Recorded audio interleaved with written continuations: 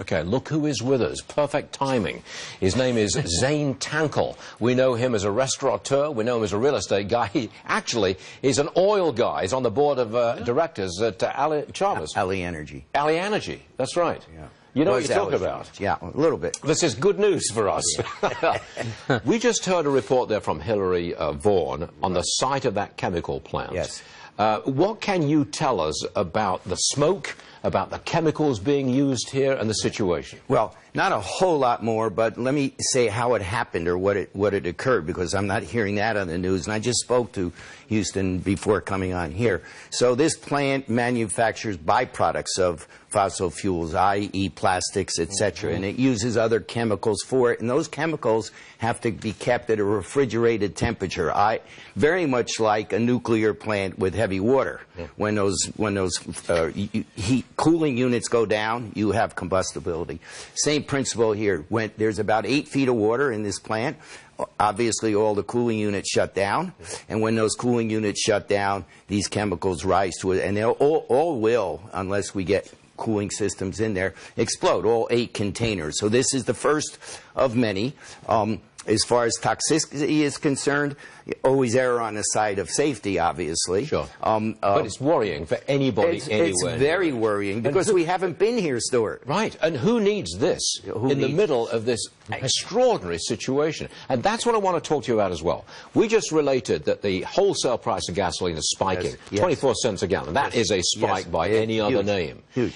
It's because of the enormity of the impact of Harvey on the refinery belt. Yes, sir. And you're familiar with that. Yes, yes. What have we got? Down 20% of refining capacity, or 25%? What is it? Well, you know, this is very fudgeable. It depends what you read, but it's the news I get most is that it's about a 30% capacity in the wake of the storm that we will be down.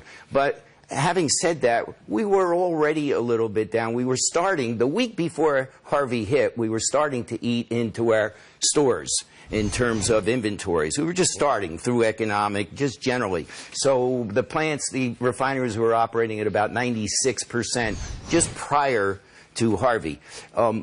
Refinery capability seems to get up pretty quickly. The problem is getting product. The last big hurricane was drilling.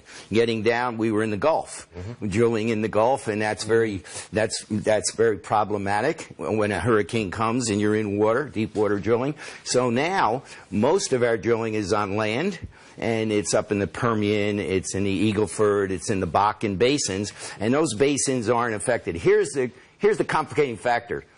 A lot of those workers are in this area of where this flood. How quickly can we get the roads open? How quickly can we get people into the oil fields? How quickly can we have the fuels this time? We have the storage, we have the crude and the capability of that. But you don't have the workers.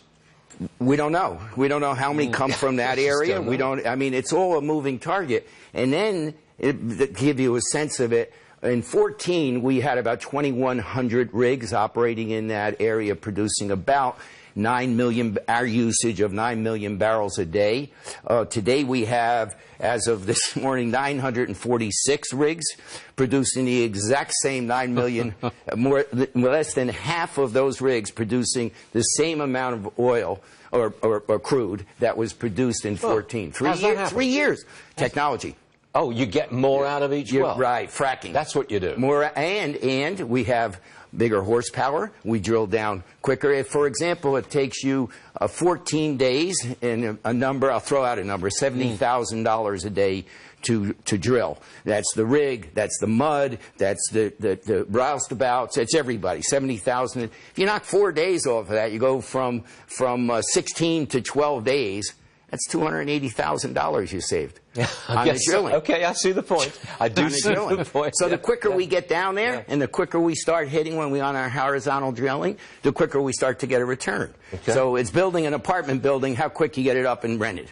Zane Tankel, I want you to stay there because I want your comment on the coastal elites versus the good people of Texas. I can see you smiling, but just wait till I get at you for a second, okay? Hold on a second, Zane. On the newsline, we have Congressman Roger Williams, Republican from Texas. And Congressman, if you don't mind, I'd like to ask you about this.